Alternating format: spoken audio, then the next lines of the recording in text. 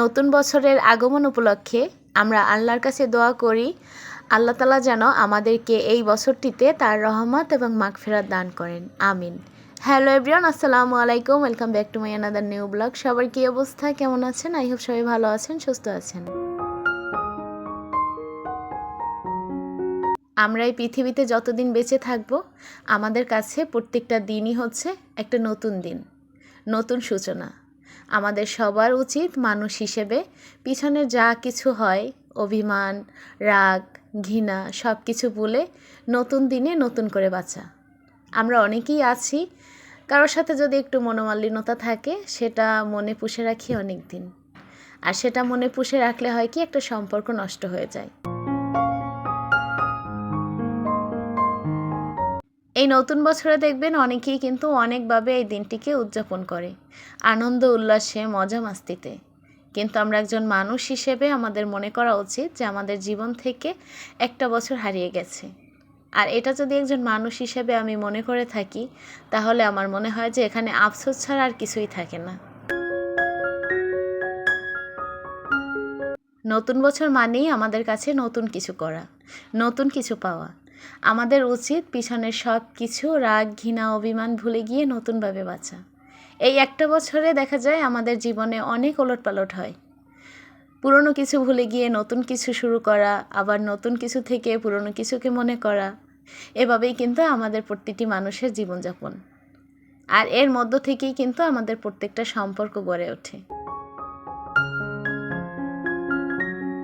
আমরা অনেকেই আছি যে একটা কাজ করব বলে ফেলে রাখি। আজকে করব, কালকে করব, এরকম করে করে কিন্তু কাজটা করছি না। আমার কাছে মনে হয় যে কাজটা আমাকে করতে হবে, বা আমি চিন্তা ভাবনা করেই নিয়েছি যে আমি এমন কোনো কাজ করতে চাই, তাহলে সেই কাজটা ফেলে না রেখে, অপেক্ষায় না রেখে তখনই করা উচিত। কারণ আপনার যে মনোবলটুকু, সেটুকু হয়তো বা এখন যতটুকু আছে, আগামীকাল হয়তো সেটুকু নাও থাকতে পারে। তো যখনের কাজটা তখন করাই ভালো। আর আপনার আশেপাশে পাড়া প্রতিবেশী বলেন, আপনার আপনজন বলেন, আপনাকে হয়তোবা উৎসাহ দিতে পারবে না, কিন্তু আপনি যখন সফল হবেন তখন আপনাকে টেনে হিঁচড়ে পিছনে নামানোর কিন্তু মানুষের অভাব পড়বে না। আপনি যদি একবেলা না খেয়ে থাকেন, আপনাকে জিজ্ঞেস করার মতন এমন একজন মানুষ আপনি পাবেন না। অথচ আপনি যদি কোনো কাজে নিযুক্ত হন, তখন সেই কাজটা ছোট না বড়, কোন মানের, সেটা নিয়ে কথা বলার এই সমাজে মানুষের অভাব পড়বে না। এজন্য অন্যের কথায় কান না দিয়ে আপনি কি চান, আপনার কোনটাতে ভালো হবে, আপনার থেকে ভালো হয়তো বা সেটা কেউ বুঝবে না। তাই অন্যের কথায় কান না দিয়ে নিজে কোনটা চান সেদিকে এগিয়ে যান। অন্যের কথায় যদি আপনি কান দেন, পাত্তা দেন, তাহলে হয়তোবা কোনো একটা সময় তাদের কথা শুনতে শুনতে আপনার কোনো একটা জায়গায় খারাপ লাগাটা কাজ করবে, আর সেটাই হবে আপনার ব্যর্থতার কাজ। এজন্য পিছনে বা সামনে যে যাই বলুক না কেন, আপনি আপনার কাজে কখনো তাদের বাধা দিতে দিবেন না। তাদের কথা তারা বলেই যাবে। এই সমাজে কিছু মানুষ আছে যাদের মুখ বন্ধ করে আপনি রাখতে পারবেন না। আমরা যারা ইউটিউবে কাজ করছি, এখানে উচ্চপদস্থ, মধ্যবিত্ত, নিম্নবিত্ত অনেক আপুরাই আমরা কাজ করছি। আমি যদি ইউটিউবে না কাজ করি, তাহলে কি আমি না খেয়ে থাকবো, না পড়ে থাকবো? এমনটা একদমই না। এটা বলতে পারেন একটা শখের বিষয়, নিজে কিছু করছি, এটা ভাবলে ভালো লাগে। আর এই কাজটাকে অনেকেই আছে যারা বোঝে না, তারা অনেকভাবে নিতে পারে। এখন তাদের কথায় যদি আমি কান দিই, তাহলে আমি নিজেকে কখনোই কোনো জায়গায় নিয়ে দাঁড় করাতে পারবো না। সেই সাথে নিজের স্বপ্ন, নিজের ইচ্ছা, নিজের চাহিদাগুলো কখনো মেটাতে পারবো না। এই নতুন বছরে অনেকেই আছে দেখবেন অনেকভাবে উল্লাস করে।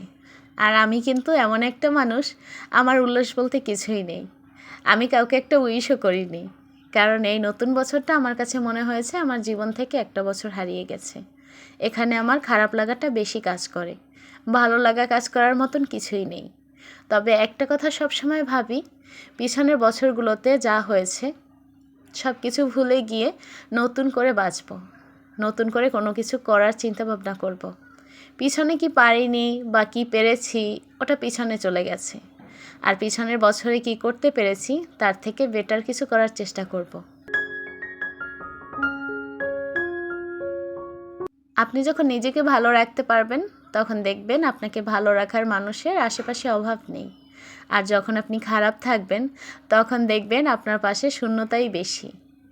এই জন্য সবসময় নিজে ভালো রাখার নিজেকে চেষ্টা করবেন, তাহলে দেখবেন আপনার আপনজন বলেন আর প্রিয়জন কখনোই আপনাকে ছেড়ে যাবে না। আমার এই ইউটিউবে কাজ করাটা আমার কাছে এখন এক্সট্রা কাজের মতো হয়ে গেছে। আমার কাছে মনে হয় আমার সংসারের কাজকর্মে বেশি মনোযোগী হওয়া উচিত। ইউটিউবে কাজ করতে গেলে সংসারের কাজে মনোযোগ দিতে পারি না, বাচ্চাদের সাথে ভালোভাবে মিশতেও পারি না।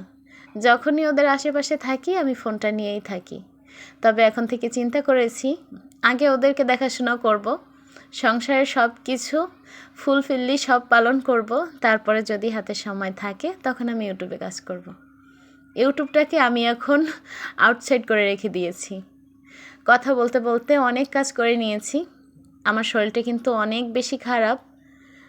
গতকালকে ডাক্তার কাছে যাব বলে তাইফের বাবার অপেক্ষায় ছিলাম, কিন্তু সে অফিস থেকে আসতে আসতে অনেক রাত করেছে, যার কারণে গতকালকে ডাক্তার কাছে যাওয়া হয়নি। শরীরের অবস্থা খুবই খারাপ, ঝিকুনি দিয়ে দিয়ে জ্বর আসে, আবার দেখা যায় 2 মিনিট পরে পরে ছেড়ে দেয়।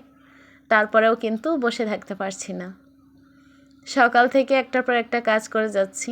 কাজ করতে ভালো লাগছে না, এটা ঠিক, কিন্তু ফেলে রেখে বসে বসে থাকতে পারছি না। কারণ চোখের সামনে এই কাজগুলো যখন দেখি এলোমেলো হয়ে পড়ে আছে, তখন আমার মনে হয় যে আমার জ্বরটা আরও বেশি ঝিকুনি দিয়ে আসছে। তো ওই অপেক্ষা না করে আমার কাজে আমি হাত লাগিয়েছি। এই সংসারটা যেহেতু আমার, এখানে আমি ছাড়াও আরও 3জন পার্সন আছে। তাদের কিসে ভালো হবে, কিসে মন্দ হবে, তাদের কি পছন্দ অপছন্দ, ওই দিকে খেয়াল করতে গেলে আদার্স কাজে মন দেওয়া যায় না। আর এইসব চিন্তাভাবনা থেকে ইউটিউব থেকে একটু সরে গেছি। তারপরেও কিন্তু আপনাদের যে একটা মায়া, সেটা কাজ করছে, যার কারণে কিন্তু যেতে পারছি না। তবে কন্টিনিউ কতদিন এভাবে চলতে পারবো সেটা জানি না। অনেক আপুরাই বলে আপু ছেড়ে যেও না, যেহেতু সোনার হরিণ হাতে পেয়েছো, অপেক্ষা করো। তো যাই হোক, চেষ্টা করে যাচ্ছি, দেখি কতদিন আপনাদের কাছে থাকতে পারি। তো কথা বলতে বলতে অনেক কাজ করে নিয়েছি, এখন ঘর ঝাড়ুটা দিয়ে শেষ করব। আর এদিকে যে আমার বড় নবাব, সে কিন্তু এখন স্কুল ছুটি, যার কারণে সে এখন দিব্যি ঘুমোচ্ছে, মজা মাস্তিতে আছে। এখন বাজে 11:30টার মতো সকাল, এখন সে ঘুম থেকে ওঠে এই যে খেতে বসছে। যেহেতু গত 2 দিন ধরে শরীরের অবস্থা একটুও ভালো নেই, ভিডিও দিচ্ছি সব কিছু এলোপাথারি, জানি না আপনাদের কাছে কেমন লাগে ভিডিও। রান্নাবান্নার ভিডিও তো করতেই পারছি না, কারণ এগুলো করতে গেলে অনেকটা সময়ের দরকার। এমনিতে বাসার অন্য সব কাজকর্ম যেমনটা করি, কিন্তু রান্নার ভিডিও করতে গেলে আমার কাছে মনে হয় রান্নাটা অনেক বেশি দেরি হয়, তো এই জন্য আর ওইটা করতে চাই না। তো আজকে রান্নাবান্না খুব সিম্পলভাবেই করছি।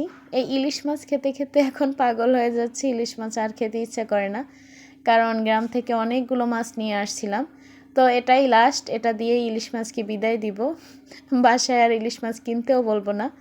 তো এখানে হচ্ছে ইলিশ মাছটাই আজকে ভাজি করছি। আর আমার ছেলেরাও এখন আর এই ইলিশ মাছ খেতে চায় না। বাসা বাড়িতে কিন্তু দেখবেন মাছ মুরগি এই দুটোই বেশি চলে। আর ওদিকে আমি লাল শাক ভাজি করে রেখে দিয়েছি। তো এটাই হচ্ছে আমাদের আজকে রান্নাবান্না। তো রান্নাবান্না করতে গেলে মানে এর ভিডিও করতে গেলে আমার অনেক বেশি বিরক্ত লাগে, এই জন্য এখন আমি আর এর ভিডিও করতে চাই না। গত কয়দিন ধরে মানে রাতে রাতে জ্বর আসতে আসতে এমন একটা অবস্থা হয়েছে যে মুখের রুচির অবস্থা 12টা বেজে গেছে। তো খেতে গেলে এমন একটা অবস্থা হয় যে খাবার থেকে কোনো ঘ্রাণই পাই না। তো এই জন্য এখানে মালটা খাচ্ছিলাম, যদি রুচিটা একটু ফিরে আসে।